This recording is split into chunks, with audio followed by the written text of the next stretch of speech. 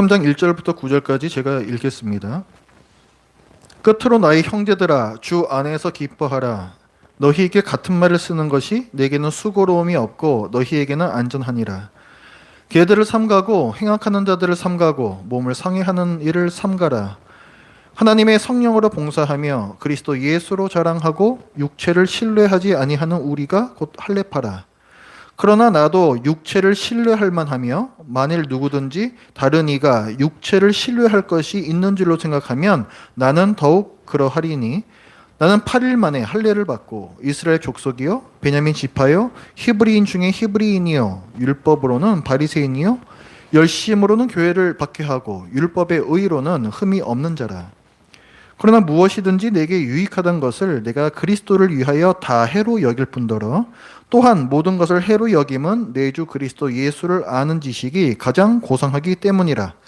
내가 그를 위하여 모든 것을 잃어버리고 배설물로 여김은 그리스도를 얻고 그 안에서 발견되려 함이니 내가 가진 의는 율법에서 난 것이 아니요 오직 그리스도를 믿음으로 말미암은 것이니 곧 믿음으로 하나님께로부터 난 의라.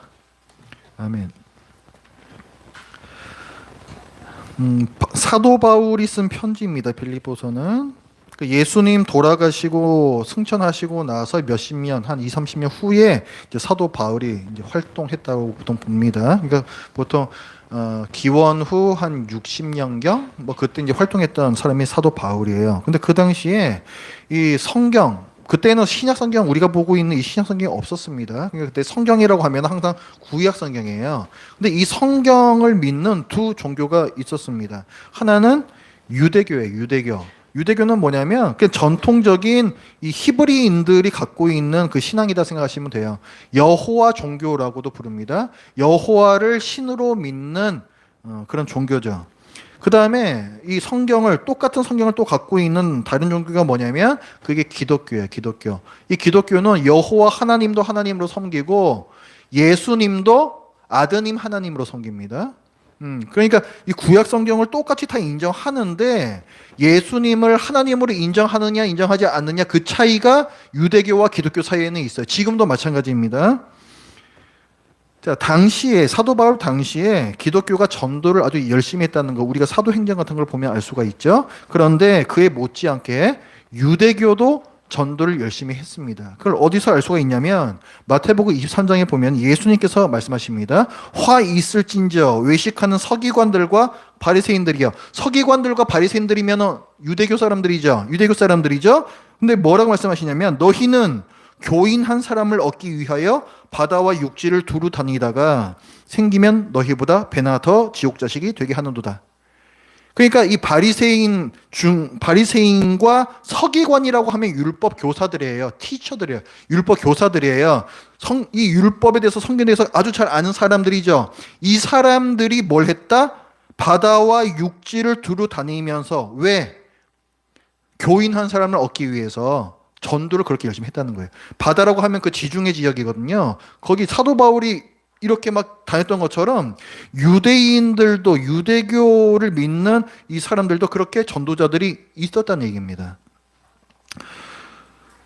자, 예수 그리스도를 이제 전파하는 바울 전도팀. 이제 여기에서 우리 아까 지도에서 봤습니다. 지금의 그리스가 있는 이 땅의 북쪽의 빌립보라는 지역에 교회를 세웠습니다. 그런데 그 지역에 유대교 전도자들도 들어왔어요. 얘들도 전도를 열심히 하니까 땅과 바다를 다니면서 얘들도 전도를 하니까 여기 유대교의 전도자들도 이 빌립보 지역으로 들어왔습니다. 자, 바울은 뭘 가르치느냐? 예수 그리스도를 믿음으로 의롭게 되고 하나님의 백성이 된다. 이걸 가르쳤습니다. 이게 복음이라는 거죠. 이걸 가르쳤습니다. 그런데 유대교의 전도자들은 뭘 가르쳤냐면 율법을 잘 지켜야 의롭게 되고 하나님의 백성이 된다라고 가르쳤어요. 이 사람들은 예수 그리스도를 믿지 않는 사람들이니까. 그러니까 이 유대교 전도자들이 가르친 것은 율법주의죠.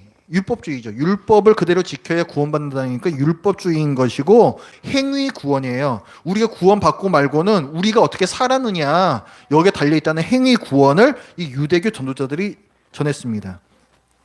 그런데 기독교가 이 유대교와 동일한 경전을 갖고 있잖아요. 이 구약 성경 이걸 갖고 있다 보니까 그리스도인들 중에서도 유대교 전도자들의 가르침에 속아 넘어가는 사람들이 종종 생겼습니다. 같은 성경을 보고 그들이 설명한 걸 들으면 맞는 것 같거든요. 그래서 그쪽으로 이제 넘어간 사람들이 있었다는 거예요. 그래서 사도행전과 바울 서신을 보면 특히 할례의 문제로 이 기독교 신자들이 많이 이제 헷갈려 했습니다. 할례는 뭐냐면 아기가 태어나면 남자아이인 경우에 그 생식기의 포피를 잘라내는 거. 그러니까 지금의 포경수술이라고 생각하시면 됩니다. 그걸 행하는 의식이 할례예요. 그게 할례. 기독교 교회 안에서 이 할례를 계속 해야 되느냐 말아야 하느냐로 논쟁이 아주 격렬했습니다. 근데 그럴 수밖에 없는 게 성경을 보면 하나님께서 아브라함을 하나님 백성의 시조로 부르시거든요. 내가 너를 그렇게 삼겠노라 하는 게 창세기 17장에 나오는데 그 본문의 바로 위에서 뭐가 나오냐면 그래서 이 언약의 증표로 할례를 행하라 이렇게 나와요. 그러니까 할례라는 것은 하나님 백성의 증표입니다. 하나님의 백성이라면 당연히 할례를 받아야 된다라는 거예요. 아브라함 때 이렇게 명령을 주셨을 뿐더러 모세가 출애굽한 이스라엘을 데리고 이제 가나안 땅으로 들어가기 전에 그때 율법을 다시 한번 쭉 가르치거든요. 그게 신명기인데 그 신명기에 나온 율법들은 걔네들의 헌법과 마찬가지 권위를 가지는 거예요. 근데 거기에도 보면은 할례가 굉장히 중요하고 그래서 행해야 함을 갖다가 규정을 하고 있습니다. 그러니까 공식적으로 할례가 규정이 되어 있다라는 거죠. 그런데 예수 그리스도께서 이 땅에 오셔서 구속 사역을 완성하십니다. 십자가 달려 죽으시고 부활하시고 이제 승천하신단 말이에요. 근데 승천하시기 전에 그 구속 사역을 완성하신 후에 제자들에게 예수님께서 명령하신 바가 있습니다. 그게 뭐냐면 날 믿는 사람들에게 아버지와 아들과 성령의 이름으로 세례를 주고 이거를 굉장히 중요한 명령을 주세요.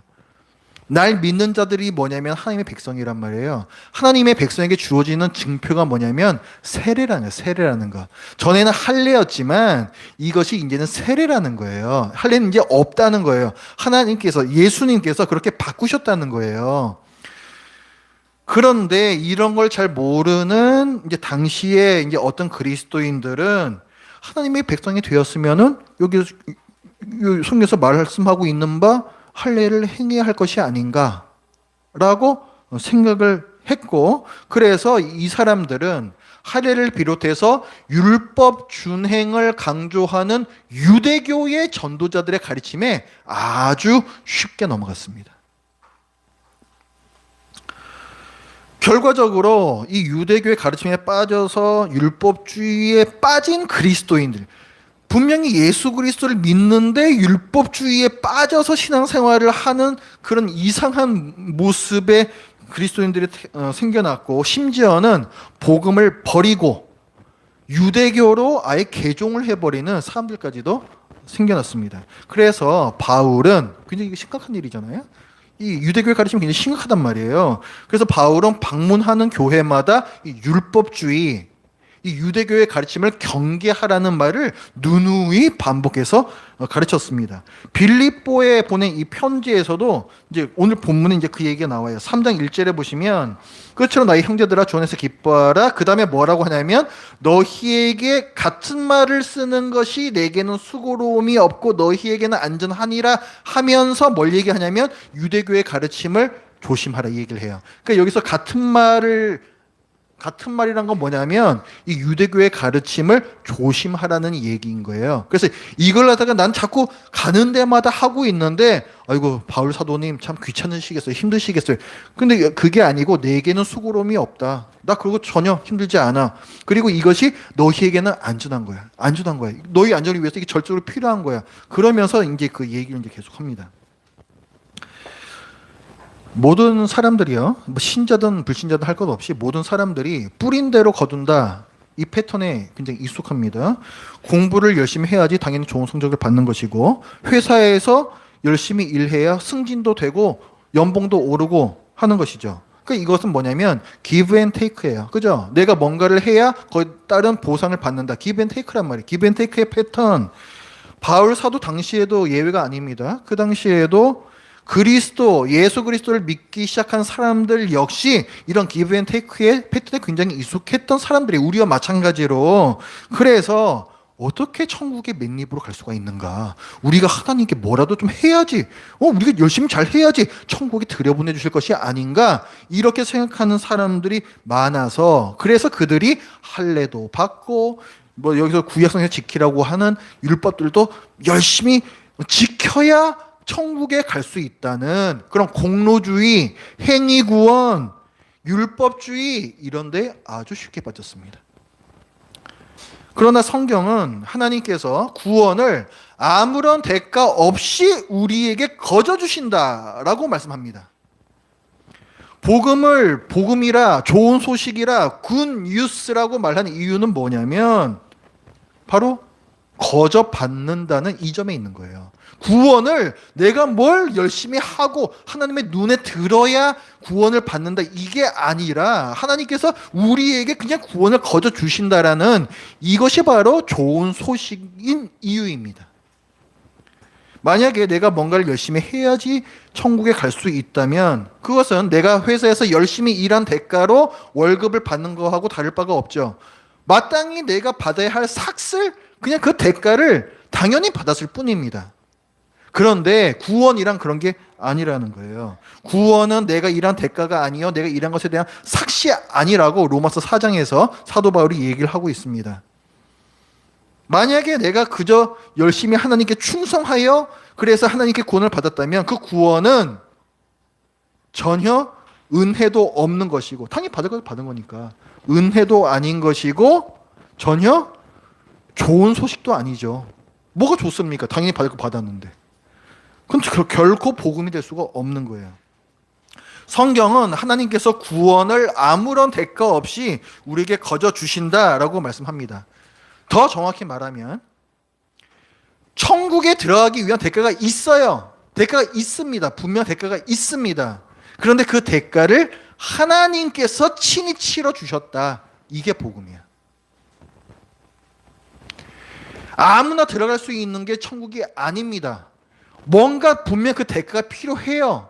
그런데 그 대가를, 우리가 치러야 할 그 대가를 하나님께서 치러 주셨다. 대신 치러 주셨다. 이게 바로 복음이라고. 이게 굿 뉴스고 이게 좋은 소식이란 거예요.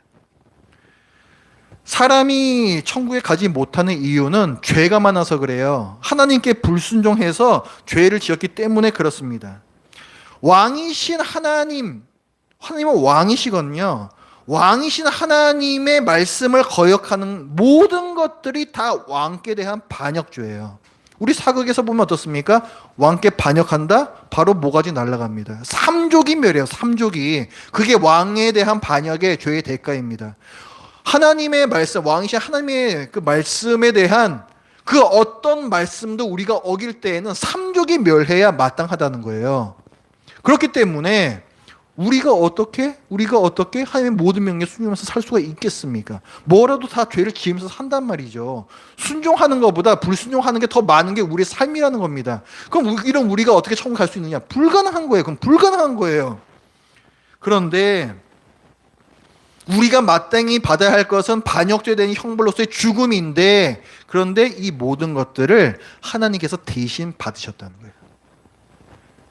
하나님께서 우리 대신 해주신 것은 두 가지입니다. 첫 번째는 우리가 계속 죄 지으면서 살고 있잖아요. 그러면 죽음의 형벌을 죽어야 되는 거잖아요. 반역했으니까. 그런데 그 형벌을 아드님 하나님께서 대신 받아주신 거예요. 그리고 또 한 가지는 뭐냐면 우리가 왕이신 하나님께, 왕에게 계속 순종, 충성해야 되잖아요. 근데 이 일을 아드님 하나님께서 대신 해주셨다는 거예요. 그렇기 때문에 우리가 의롭게 되었다. 우리가 하나님 백성이 되었다. 우리가 천국에 가게 되었다. 이것을 성경이 말씀합니다. 그러고 보면 우리는 하는 게 아무것도 없어요. 그렇죠? 거기 우리가 할 게 뭐가 있습니까? 아드님 하나님께서 대신 죽어주셨고, 아드님 하나님께서 대신 다 순종을 해주셨는데 우리가 할 건 아무것도 없는 거예요. 근데 우린 천국을, 이 구원을 받는다고요. 그래서 천국은 구원은 거저받는 것이라 하는 것이고, 그래서 이 구원은 은혜다라고 얘기를 하는 것이고, 그래서 이것이 굿 뉴스다 말하는 것입니다. 지금부터 약 2000년 전에 그 아드님 하나님, 성자 하나님이라 불러요. 거룩하신 아들이라는 뜻입니다. 거룩하신 아드님 하나님께서 이 땅에 사람으로 오셨습니다. 그분이 예수님이신데, 그분께서 이 땅에서 30년 남짓 사시는 동안에 하나님께서 명하신 이 율법을 단 한 번도 어기신 적이 없이 사셨습니다. 완전히 순종하셨다는 얘기예요. 완전히 순종하셨다는 얘기예요. 그리고 우리 죄값을 대신해서 십자가에서 정말 끔찍한 그 고통 가운데에서 죽임을 당하셨습니다. 이건 뭐냐면, 왜 죄 없으신 분이 왜 그런 끔찍한 일을 당하느냐? 성경에서 말씀하기를 우리의 죄를 대신 받은 것이다 라고 말씀을 하고 있어요. 우리의 죄를 대신 그분께서 받으셨기 때문에 죄 없으신 분이 그 끔찍한 죽음의 형벌을 받으신 것입니다. 그렇기 때문에 우리가 이제는 죄인이 아니며 의로운 하나님 백성으로서 천국에 가게 되었다. 이게 복음이라는 거예요. 따라서 하나님께서 우리를 의롭다라고 하시는 이유는 우리가 율법에 뭐 잘 순종해서 우리가 얻어낸 의가 아니고, 하나님께서 우리에게 이렇게 거저 주신 의로움이에요. 그것은 우리가 의인이라 할 때 그 의인은 하나님께서 우리에게 그냥 거저 주신 의라고요. 우리 입장에서 보면은, 하나님 입장에서는 큰 희생을 치르셨지만 우리 입장에서 보면은 거저 받은 그런 하나님께서 주신 의라고요. 그래서 오늘 본문의 9절에 보면, 자, 이렇게 중간 시작합니다. 내가 가진 의는 율법에서 난 것이 아니요, 율법을 잘 지켜서 내가 이렇게 됐던 게 아니란 것입니다. 오직 그리스도를 믿음으로 말미암은 것이니, 곧 믿음으로 하나님께로부터 난 의라. 이게 우리가 갖고 있는 의라는 거예요. 내가 의인의 이유는 내가 율법을 잘 지켜서 이렇게 된 것이 아니라 하나님께로부터 난 의라는 거예요. 하나님께서 주신 의라는 거예요. 그런데 그 의가 어떻게 우리에게로 넘어오느냐? 그 의가 어떻게 넘어오느냐? 도대체 이 의라는 건 도대체 뭐냐? 그 의라는 건 뭐냐면, 예수님께서 한 번도 하나님께 거역 안 하시고 순종을 철저하게 하셨다 그랬죠. 거기에서 하나님께서 인정하신 의예요. 너는 의롭다 라고 인정하신 의예요. 그리고 십자가에 달려서 죽으시잖아요. 죽기까지 순종하신 그 의라고요. 거기에 대해서 하나님께서 인정하신 의로움이라고요. 근데 그 의로움을 그럼 예수님께서 얻으신 거잖아요. 예수님께서 얻으신 거잖아요. 예수님이 의로우신 거잖아요. 그런데 그게 우리에게로 넘어왔다라고 지금 얘기를 하고 있는 거라고요. 그런데 어떻게 넘었냐고 했을 때 구절에서 뭐라고 말합니까? 오직 그리스도를 믿음으로 말미암아. 그 뒤에 곧바로 또 곧 믿음으로 두 번이나 반복해서 강조해서 쓰고 있습니다. 믿음으로 말미암아. 예수 그리스도께서 이 일을 행하셨음을 우리가 받아들일 때, 그게 무슨 뭐 말이나 되니? 이게 무슨 뭐 하나님의 아들이 무슨 예수라고 웃기고 있네. 나 대신 뭐 대신 죽었다고? 2000년 전에 있었던 일인데 나하고 무슨 상관이 있어? 이런 것이 아니라 정말로 하나님의 거룩하신 아들이신 예수 그리스도께서 날 위해 죽으셨다라는 사실을 받아들이는 것. 그 믿음이 있을 때 예수님께서 그 얻으신 이가 그 믿음의 통로, 빨대라고 생각하시면 돼요. 이 상수도관, 그 파이프라고 생각하시면 돼요. 이 파이프를 타고 그 이거 쭉 내 안으로 들어온다는 거예요. 구절은 그 말씀 지금 하고 있는 겁니다. 그러니까 지금 어떻습니까? 유대교 전도자들이 가르치는 거는 뭐예요? 율법을 잘 지켜야 이렇게 된다죠? 9절에서는 사도 바울이 뭘 얘기해요? 율법으로 난 의가 아니다라고 얘기하잖아요. 정면으로 부딪히죠? 그러니까 율법주의, 이 유대교의 이 가르침은 복음을 정면으로 훼손시키는 매우 악한 가르침이에요. 그러니까. 그렇죠? 그래서 바울 사도가 아주 격한 말로 이들을 이제 비판을 합니다. 그 2절 말씀을 보면은 사도 바울이 이 유대교 전도자들에서 뭐라고 얘기를 하냐면, 개들이라고 해요. 개들. 그죠? 개들을 삼가고 이렇게 해요. 개들. 원래 이 개라는 이 표현은요. 그 히브리인들 가운데에서 그 이방인들 가리킬 때 개라고 얘기해요. 그 예수님께서도 그 수로보니게 여인 나왔을 때 내가 그 떡을 개에게 던지는 것이 이거 안 된다. 이런 말씀하신 적이 있죠. 그 개가 뭐냐면은 그 수르보니게 여인이라는 게 이방인이거든요. 그 이방인들을 흔히 이 히브리 사람들이 가리켜 말할 때 얘들은 개다. 부정한 동물이거든요. 개가 부정하다. 하나님 백성이 아니다. 경멸하는 표현이었어요. 그게 개였어요. 그런데 지금 사도 바울은 뭐라고 얘기하냐면은 그 히브리인들, 그 유대인들을 가리켜서 너희가 개다. 이렇게 얘기하고 있어요. 뭐예요? 너희가 이방인이고 너희가 하나님의 백성이 아니다. 이렇게 얘기하는 거예요. 그러니까 예수 그리스도를 믿지 않는 너희들이야말로 하나님의 백성이 아니다. 이걸 표현하는 거예요. 이 개들이라는 표현은. 그다음에 또 뭐라 얘기하냐면은 행악하는 자들이라 그랬죠. 유대교 전도자들이 지금 하나님의 말씀 전하겠다고 우리는 좋은 일을 하고 있어라고 우리는 선행을 하고 있어라고 생각을 했지만 사실은 뭐예요? 복음에 대적하고 있죠. 그러니까 이들은 악행하는 자들인 거예요. 악행하는 자들인 거예요. 예수님께서 아까 말씀하셨듯이 너희는 두루 다니면서 너희보다 배나 더 지옥 자식들로 만들고 있다. 이 악한 일로 하고 있는 게 바로 이 유대교 전도자들이었다는 말입니다. 그 다음에 또 뭐라고 얘기하냐면은 몸을 이제 상해하는 자들이다 이렇게 표현해요. 몸을 상해하는 자들.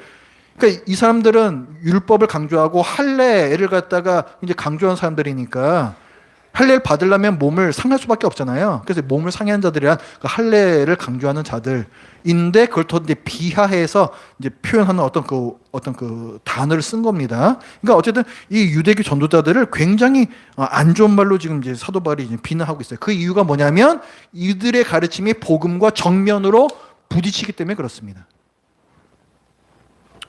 그리고 그 2절에 보면은 반복되는 단어가 있는데 개들을 삼가고 행악한 자들을 삼가고 몸을 상해한 자들을 몸에 상해하는 일을 삼가라. 삼가라는 말이 3번이나 강조가 되죠. 3번 나오면은 최상급입니다. 최상급이에요. 그러니까 지금 사도 바울은 절대로 그들의 가르침을 따라서는 안 된다를 말하고 있는 거예요. 정말 조심해야 된다. 이걸 지금 말하고 있는 거예요. 이와 같이 바울은 이제 그 살적을 깎는 할례라고 얘기해요. 살에다가 행하는 이 할례를 이제 비판한 후에 진정한 할례가 무엇인가? 그러니까 내가 하나님 백성이다라는 진정한 증표, 그게 뭔지를 이제 설명을 합니다. 그 3절에 보면은 하나님의 성령으로 봉사하며 이렇게 나오죠. 이 봉사라는 말, 요 원어 이 단어는요. 제일 직접적인 의미는 예배예요. 예배. 그래서 하나님의 성령으로 봉사라고 하면은 이건 2가지 의미가 있는 겁니다. 첫 번째는 하나님을 섬기는 예배. 그리고 그 다음에 실제 봉사. 이웃을 섬기는 행위를 가리키는 봉사. 그러니까 하나님을 섬기는 예배와 이웃을 섬기는 봉사. 이 2가지를 다 가리키고 있는 그 단어가 여기서 우리나라 말로 봉사라고 번역된 이 단어예요. 그런데 이 봉사를 뭘로 해야 된다? 하나님의 성령으로 해야 된다. 율법주의적으로 그것을 하는 것이 아니라 성령님께서 내게 주시는 자발적인 마음에서 하나님을 예배하고 이웃을 섬기는 것이 내가 하나님의 백성이라는 증표인 거예요. 그러니까 내 마음 가운데 그 마음이 있느냐를 우리가 늘 봐야 되는 겁니다. 그저 그냥 율법주의적으로 내가 그 일을 하고 있다면 그건 하나님의 백성이 아닐 수도 있어요. 그분은. 그 다음에 자, 진정한 할례, 무엇이 하나님의 백성이라는 진정 증표냐 했을 때 이어지는 말씀이 뭐냐면 그리스도 예수로 자랑하고 육체를 신뢰하지 않는 것이라고 했습니다. 자, 이건 뭡니까? 그리스도 예수만 자랑하고 육체, 내 행위를 의지하지 않는다는 거예요. 뭐가 되겠어요? 구원에 있어서죠. 구원에 있어서. 나의 구원에 있어서 내가 뭔가 열심히 율법을 잘 지킨 것을 의지하지 않고 오직 예수 그리스도께서 나 대신 순종해 주시고 나 대신 속죄해 주신 그 공로를 믿고 그것만 자랑하는 것이 그것이 하나님의 백성이라는 증거라는 거예요. 내가 뭘 자랑하고 있는가? 봐라, 내가 이렇게 좋은 일을 많이 하고 있다. 내가 이렇게 교회를 열심히 다니고 있다. 뭐 내가 이렇게 헌금을 많이 내고 있다. 이런 게 아니라는 거예요. 이런 게 아니라는 거예요. 그게 아니라 정말로 내가 예수 그리스도께 감사하며 그것만을 자랑하고 있는가, 그 겸손함이 있는가, 그것이 하나님의 백성의 증표라는 것입니다. 그래서 이제 3절 그 뒷부분에 보면 이런 우리가 곧 할례파라 이렇게 해요. 그러니까 진정한 할례를 받은 사람이 누구냐 하면 그게 바로 예수 그리스도를 제대로 믿고 있는 우리들이라는 거예요. 그러니까 영적 할례를 받은 우리가 바로 참된 하나님의 백성이다라고 이해하고 있습니다. 예수 그리스도 믿기 전에는 어떤 상태냐면은 하나님 앞에서요, 우리 마음이 여기저기 이리 삐쭉 저리 삐쭉 뿔이 나 있어요. 예수 그리스도 믿기 전에는. 그래서 이걸 갖다가 다 쳐내야 됩니다. 이 쳐내는 걸 뭐라고 하냐면은 그걸 영적 할례라고 하는 거예요. 영적 할례라고. 사도 바울은 이 영적 할례를 말하고 있는 거라고요. 정말 이 진정한 믿음을 가지기 전에는 하나님을 사랑하고 하나님께 기꺼이 순종하려는 이 마음이 없어요. 그냥 이리 삐쭉 저리 삐쭉 하면서 지 멋대로 그냥 산다고요. 그런데 이것을 다 쳐내면서 우리 마음을 변화시켜 주시는 게 바로 영적 할례이고, 이게 바로 성령 하나님께서 하시는 일이에요. 그런데 이 영적 할례는 이 신약 성경에 와서나 그걸 얘기하는 그런 개념이 아니라 처음부터, 구약 성경 처음부터 원래 할례의 본질은 그것이라고 말씀을 하고 있습니다. 신명기 10장 16절 말씀을 보면 이렇게 얘기해요. 그러므로 너희는 마음의 할례를 행하고 다시는 목을 곧게 하지 말라. 신명기가 뭐라 그랬어요? 이스라엘 백성이 이제 가나안 땅에 들어서 살아서 나라 이루고 살아야 되는데 그때 헌법이란 말이에요. 헌법에 뭐라 규정하고 있냐면 할례를 규정하고 있는데, 할례의 본질이 뭐냐면 너희는 마음의 할례를 행하고 다시는 목을 곧지 않게 하라. 이 하나님을 제대로 안 믿는 사람들의 특징이 뭐냐면 목이 곧아요. 목이 고는 건 뭐냐면은 그 황소를 생각하시면 돼요. 황소의 이미지거든요. 황소가 사람들 말 잘 들을 때에는 아주 유익하지만 얘가 지 고집 부려가지고 지 멋대로 가기 시작하면요, 이 목을 고치고 지 멋대로 가기 시작하면은 감당이 안 됩니다. 그래서 하나님께서는 이스라엘 백성을 참 자주 이런 소의 이 목이 곧은 백성이다 이런 말씀 참 많이 하셨어요. 우리도 그럴 수가 있는 거예요. 우리도 이런 목이 곧지 않도록, 또 우리 이 이리 삐쭉 저리 삐쭉한 이 마음의 할례를 행해야 참 하나님의 백성이 되는 겁니다. 자, 그러면 이스라엘 백성이 이 말씀대로 잘 살았는가? 분명히 하나님께서 너희들 그냥 뭐 살적만 깎는 그 할례 거기에 만족하면 안 돼 이렇게 말씀해 주신 건데도, 이 경고에도 불구하고 근데 이스라엘 백성은 그 경고 따르지 않았습니다. 그 경고 무시하고 하나님께서 염려하셨던 딱 그 모습대로 몸에 행한 할례 요것만 자랑하면서 세상 사람들과 다를 바 없이 살았습니다. 그래서 하나님께서 예레미야를 통해서 뭐라고 말씀하시냐면은 얘네들은 내 백성이 아니니 내가 진노하노라, 내가 그들을 멸망시키노라 이렇게 얘기했어요. 살적에는 다 할례의 표시가 있는데 얘네들은 내 백성이 아니다라고 선언하신다고요. 예레미야 4장 4절에 이렇게 말씀합니다. 유다인과 예루살렘 주민들아, 너희는 스스로 할례를 행하여 너희 마음 가죽을 베고 나 여호와께 속하라. 아니 할례 받은 사람들인데 또 할례를 행하라고 말씀하세요. 너희 마음 가죽을 너희들이 베지를 않았다. 너희는 나 여호와께 속하지 않았다. 너희는 내 백성이 아니라고 선언하신 거예요. 아니라는 거예요. 진정한 마음의 할례가 없으면 내 백성이 아니라는 거예요. 그래서 너희 악행으로 말미암아 나의 분노가 불같이 일어나 사르리니 그것을 끌 자가 없으리라.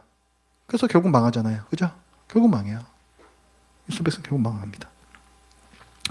그래서 바울은 이제는 육체의 할례를 받는 뭐 이런 걸 비롯해서 율법을 지킴으로써가 아니라 예수님께서 하신 일을 우리가 믿음으로써 영적 할례를 받은 하나님 백성이 된다고 가르쳤습니다.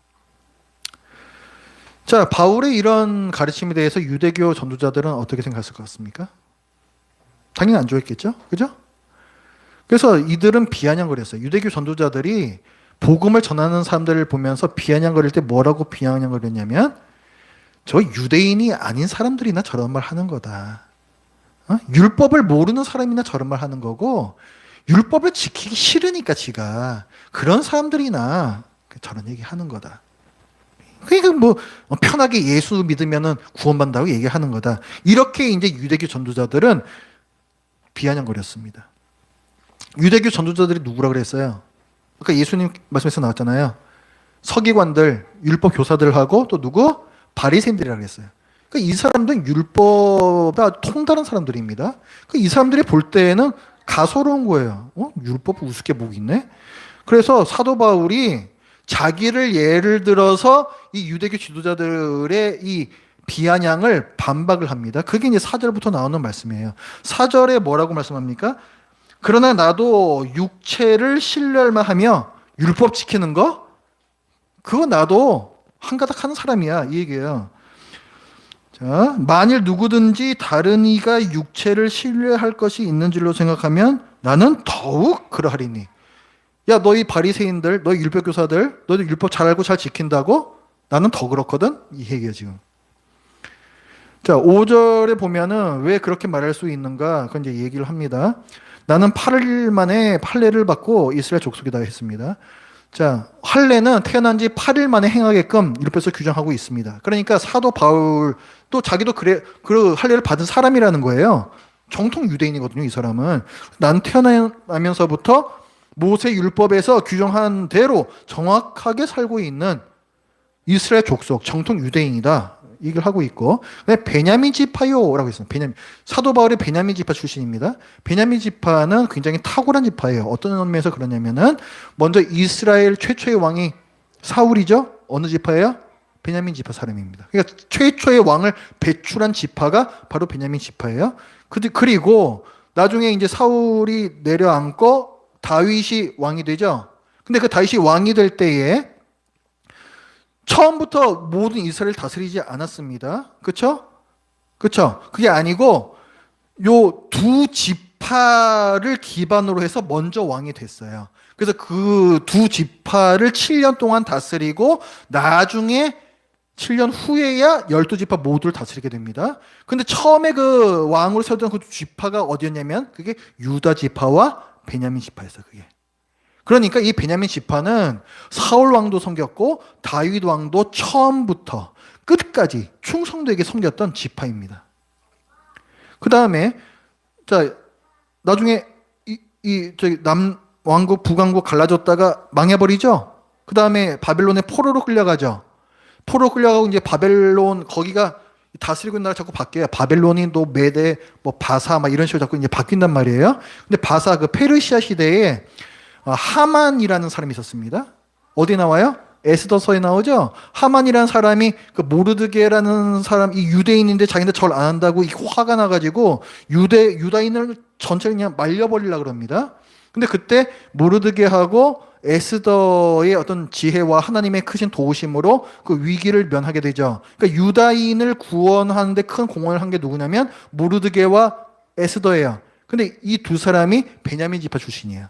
그러니까 여기서도 베냐민 지파가 굉장히 탁월한 지파라는 걸 우리가 알 수가 있고, 그 다음에 이제 그렇게 포로 생활을 하다가 나중에 옛 땅으로 이제 돌아오게 됩니다. 그 다음에 뭐 성전 다시 짓고 성벽 다시 짓고 하죠.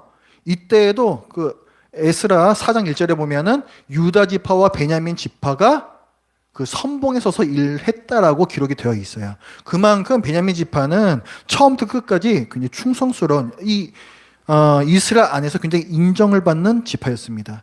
사도 바울은 자기가 바로 그 베냐민 지파 사람이다 이렇게 얘기를 하고 있는 거예요.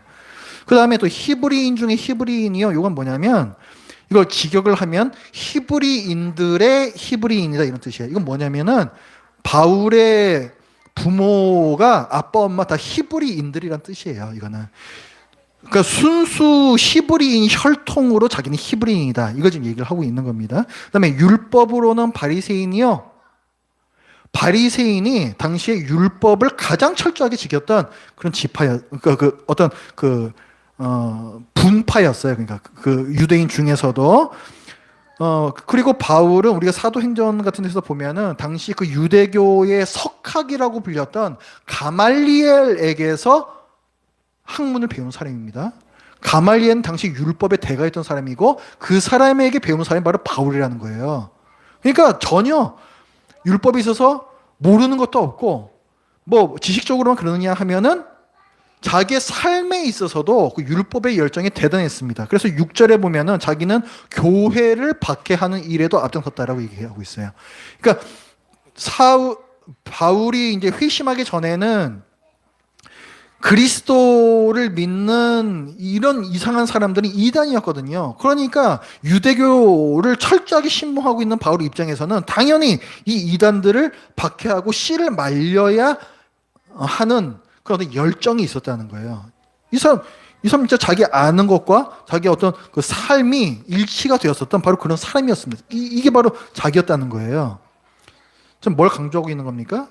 지금 바울 사도는 이렇게 율법을 잘 알고 잘 지켰던 사람이 바로 누구다? 나다. 얘기하고 있는 거예요. 그러니까 바울 사도는 유대인 전도자들이 비난했던 바, 뭐 유대인이 아닌 사람이나 율법을 모르는 사람이나 율법을 지키기 싫어하는 사람이나 예수 그리스도 믿으라고 전하고 다니는 거야 라는 비아냥에 정면으로 좀 공격하고 있는 거예요. 날 봐봐. 나 아니거든? 이게 좀 하는 거라고요. 나는 너희들보다 율법을 훨씬 더 잘 알고 훨씬 더 잘 지켰던 정통 유대인이야 말하고 있습니다. 바울 사도는 이랬던 자기가 예수 그리스도를 알고 나서 이 모든 것들을 다 버렸다고 얘기합니다. 7절에 보면은 그러나 이렇게 적혀요. 그러나 그 위에까지는 지금까지 자기가 어떻게 살아왔는가, 자기가 뭘 자랑해 왔는가를 말해왔습니다. 그런데 이 7절에서 그러나 대전환이 시작이 됩니다. 그래서 7절, 8절에 보면은 내게 유익하던 것을 해로 여긴다. 그 다음에 모든 것을 다 해로 여긴다. 그 다음에 모든 것을 배설물로 여긴다. 점점 강해집니다. 이 세 번이 반복되면서 점점 강해. 내게 유익하던 것이 이제 모든 것이 되고 처음에 해로 여기던 것이 이제 배설물, 똥으로 여긴다는 거예요. 똥으로 여긴다. 내가 자랑하던 건 이제 똥으로 여긴다는 거예요. 그 7절에 보면은 전에는 내게 유익하던 것을 이제는 해로 여긴다고 했는데 그 유익이라는 이 원어 단어는 지금 영어로 하자면 profit, 이익이라는 뜻이 이익. 그 다음에 해는 뭐냐면 영어로 loss에 loss. profit하고 loss. 이건 어디서 쓰는 말이냐면은 이 중에서 특히 재정 보시는 분들 잘 아실 거예요. 회계 보시는 분들. 이거는 대차 대조표에서 쓰는 표현입니다. 근데 여기에서 전에는 내가 뭐 이런 혈통에서 태어났고 율법을 이렇게 내가 잘 알고 그 다음에 이 율법에 이런 열정이 있었고 이런 것들이 나는 하나님의 백성인가? 라는 대차 대조표에서 이익 플러스 이쪽에 자기는 있었던 사람이란 거예요. 전에는. 근데 지금은 뭐냐면 이것들을 다 해로 여긴다. 로스. 마이너스 쪽에다가 이제 이것들이 다 마이너스 쪽에 있다는 얘기예요. 지금 이것들이. 왜 그러냐?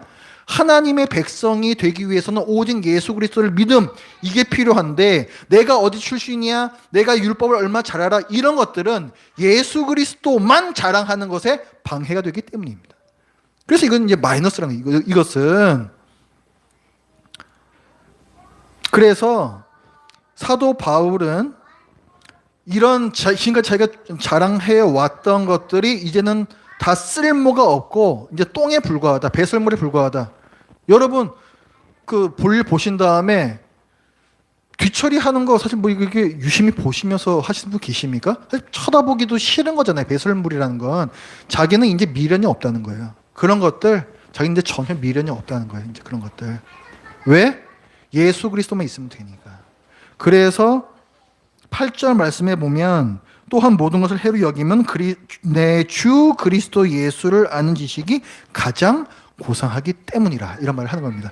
여기서 우리가 한 가지 혼동하지 말아야 될 것은 가장 고상한 지식이라고 했죠. 그러니까 여러 가지 지식들이 있는데 그중에서 가장 나은 거 이렇게 생각하시면 안 돼요. 그렇게 되면 어떻게 되냐면 뭐 율법도 중요하고 혈통도 중요하고 교육도 어떻게 받는 게 다 중요하고 그 다음에 그리스도를 아는 지식도 중요한데 그 네 개 중에서 뭐 요게 가장 나은 거야. 이런 식으로 우리가 잘못 이해할 수가 있습니다. 이건 그 뜻이 아니고 우리가 지금까지 봤듯이 다른 거는 다 버려야 하는 그래서 가장 유일하고 가장 탁월한 그 지식이 바로 예수 그리스도라는 지식이란 거예요. 유일한 지식, 유일한 지식, 유일한 지식. 구원을 위한 유일한 지식이라는 거예요, 이것이. 절대로 다른 것들은 복음과 양립할 수가 없다는 것입니다. 그래서 사도 바울은 나머지 것들을 모두 다 버렸다 얘기하는 것이고, 그래서 8절의 그 중간에 보면은 이렇게 말씀하고 있어요. 내가 그를 위하여, 예수 그리스도를 위하여 모든 것을 잃어버리고 했죠. 이 표현을 갖다가 그냥 읽으면은, 아, 내가 예수 믿으면서 모든 걸 잃어버렸어. 내가 누리고 있던 것들 다 잃어버렸다. 이런 뉘앙스처럼 들리죠. 물론 사도 바울이 그런 부분이 있습니다. 지금까지 유대인 중에 유대인으로서, 인정받는 유대인으로서 누렸던 명예가 있고, 다 어떤 사회 안에서의 인정이 있었거든요. 물론 그것도 잃어버렸습니다. 하지만 지금 사도 바울이 말하는 것은 뭐냐면 손실을 포기했다는 거예요. 이제는 이 대차대조표, 하나님의 백성이 어떻게 될 수 있는가라는 데에서 이제 그 마이너스 쪽에 들어가 버린 부분, 혈통, 교육, 종교적 열심, 이런 것들, 이게 다 계속 마이너스로 작용하고 있으니 내가 그 손실을 이제 내가 스스로 포기했단 말이에요. 손실의 포기. 능동적인 잃어버림, 그걸 지금 얘기를 하고 있는 겁니다.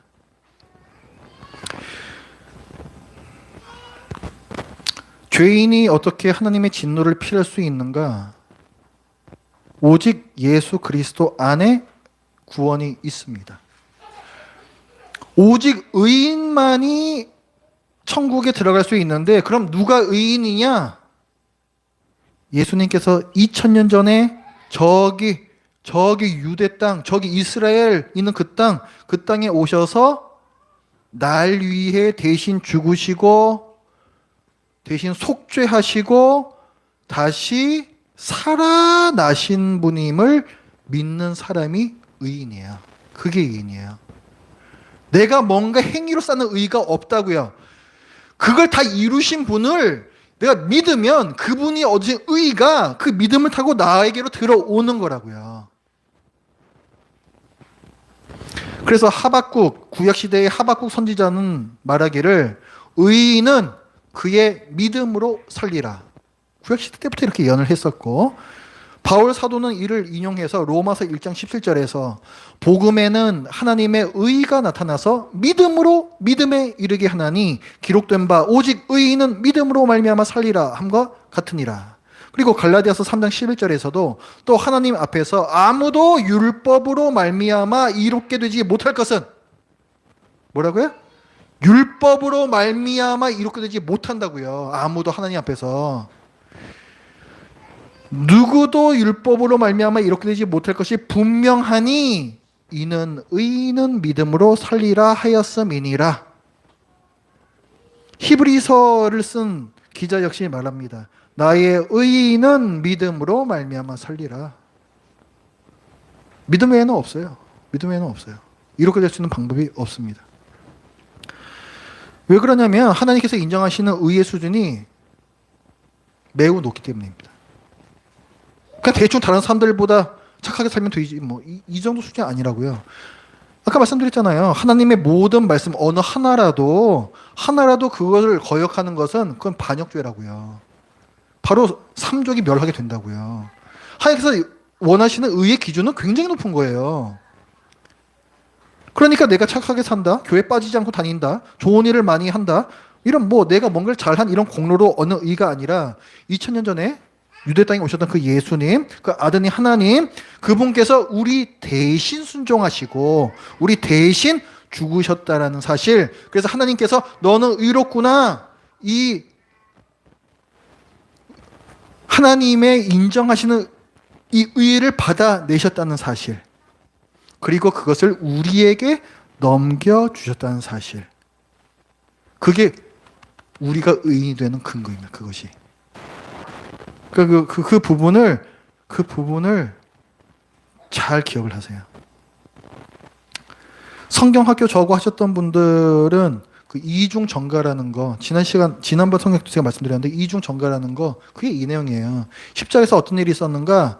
십자가 가운데 두고 이쪽에 사람이 있고 이쪽에 예수님이 있다. 십자가에서 어떤 일이 있었습니까? 사람에서 예수님에게로 죄가 넘어가고 예수님에게서 사람에게로 의가 넘어갔다. 이 이중 전가입니다. 이중 전가. 바로 이 얘기를 하는 거예요. 지금 바로. 딴 얘기 하는 게 아니야.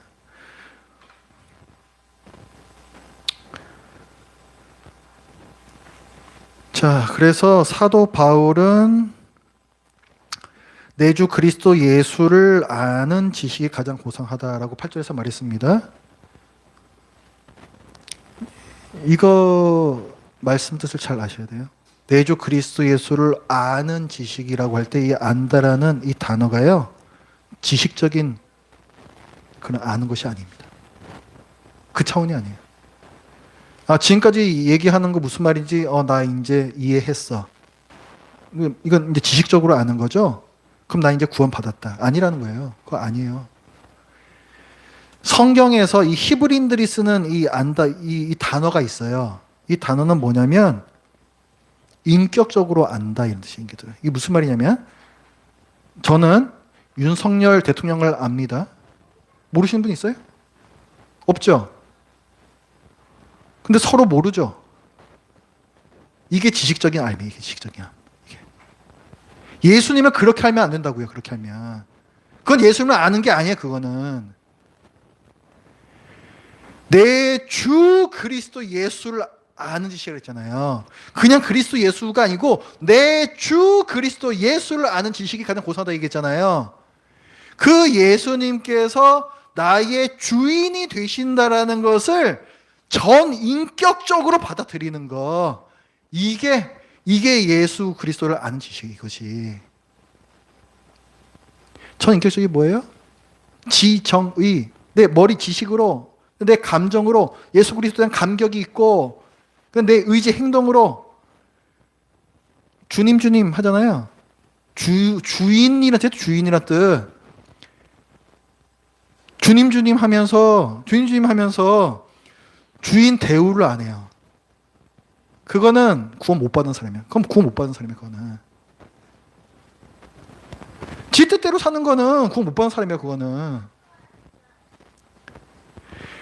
내 주 그리스도 예수를 아는 지식, 전 인격적인 지식이고 친밀한 개인적인 만남이고 교제를 뜻합니다.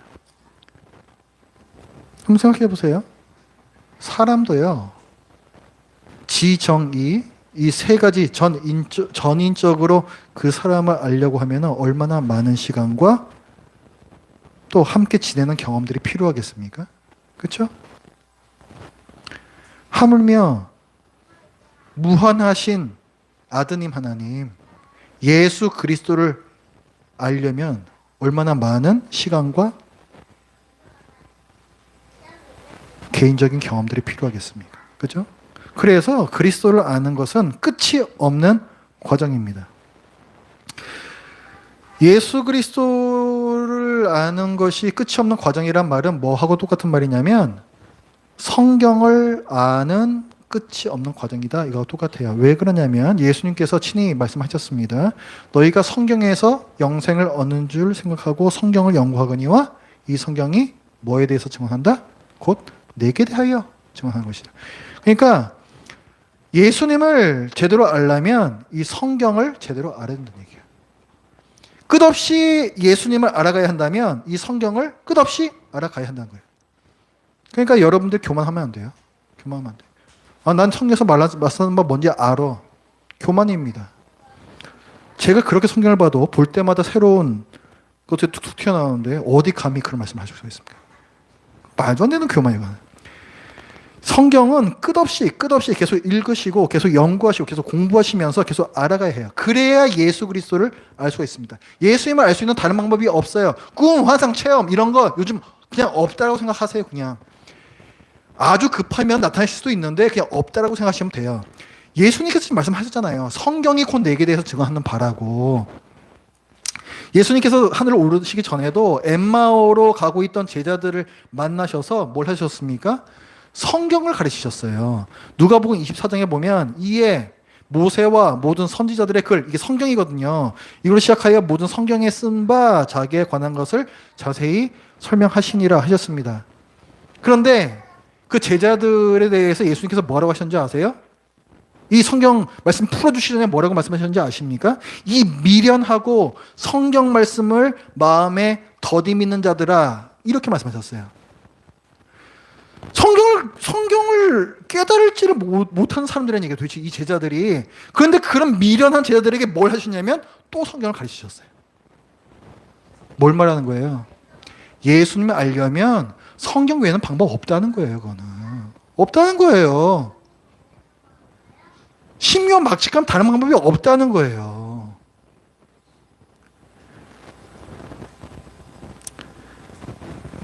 뭐 성탄절이 무슨 날입니까? 우리 예수 그리스도께서 뭐 이 땅에 오신 날, 그러니까 성육신 하신 날이라고 보통 얘기하죠. 이 육신을 입고, 그러니까 몰래 아드님 하나님은 영이신데 우리가 똑같은 이 육체를 입고 이 땅에 오신 성육신을 기념한 날이잖아요. 그러니까 성육신이라는 것은 우리 눈에 보이지 않는 것이 우리 눈에 보이게 된 사건입니다. 그렇죠? 근데 그런 의미에서 본다면 성육신 된 것이 하나 더 있어요. 그게 뭐냐면 그게 바로 성경이에요. 그게 성경. 그게 성경이라고요. 보이지 않는 하나님의 어떠하심이 우리가 만질 수 있고 볼 수 있는 책으로 기록된 거. 그게 바로 이 성경이라고요. 엄청난 거예요. 엄청난 거. 이것도 그러면서 성육신이라고 이게. 이런 성경을 우리가 어떻게 소홀히 할 수가 있습니까?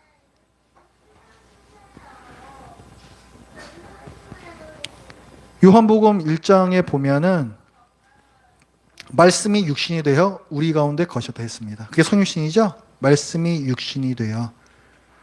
말씀이야. 예수님 말씀이에요. 예수님 말씀. 성경을 갖다가 소중히 여기시 바랍니다. 이게 성육신한 말씀이라고 이것도. 성육신한 말씀이라고 이것도. 그래서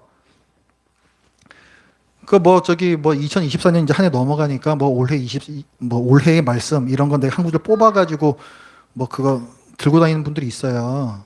그거 송구영신 공식적인 행사로 하는 교회들도 있습니다. 저 굉장히 못마땅해요, 그거. 굉장히 못마땅해요. 우리 교회도 말씀 뽑기 지금 할게요. 이 성경 한 권입니다. 성경 한 권. 여러분 성경 한 권을 뽑으신 거예요, 지금. 1년 1독 아셨죠? 1년 1독 하시라고요. 1년 1독 해봐야 우리 평생 살아도 몇십 번 못해요. 그죠? 1년 1독 하세요. 성탄절 메시지입니다. 1년 1독 하자. 기도하겠습니다. 하나님 아버지, 저희들 오늘 사도 바울의 변증을 통해서 우리가 어떻게 의롭게 되는가를 보았습니다. 아무리 저희들이 저희의 힘으로 하나님께 의롭게 받으려 해도 그것이 불가능하고, 그래서 하나님께서 저희를 너무 사랑하셔서 친히 그 의를 이루시고 저에게 넘겨주셨다는 사실을 저들이 보았습니다. 아버지시여, 저들의 삶 가운데 구원에 대한 분명한 지식이 있도록 하여 주시고, 또 우리가 분명한 하나님의 백성이 되었으므로 또 하나님의 말씀을 소중히 여기고 또 하나님의 말씀에 준거하여 하루하루의 삶을 살아가는 이 하나님의 백성 저희들 모두 다 되겠사오니, 하나님이시여 저희들의 이 마음을 기쁘게 받아주시고 또한 매 순간에 그렇게 행할 수 있는 힘도 허락하여 주시옵소서. 예수님의 이름으로 기도드립니다. 아멘. 찬송가 436장